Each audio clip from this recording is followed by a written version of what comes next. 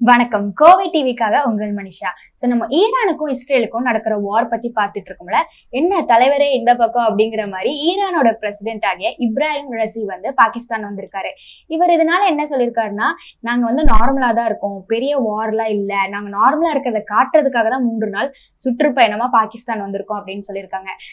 பாகிஸ்தான் வந்தது மட்டும் இல்லாம பாகிஸ்தான் ஈரான் 2 பேரும் சேர்ந்து காஷ்மீர் இஷ்யூவை நீங்க சமாதானமா பீஸ்ஃபுல் மீன்ஸா முடிச்சுக்கலாம் அப்படிங்கிற மாதிரி இந்தியா கிட்ட சொன்னாங்க.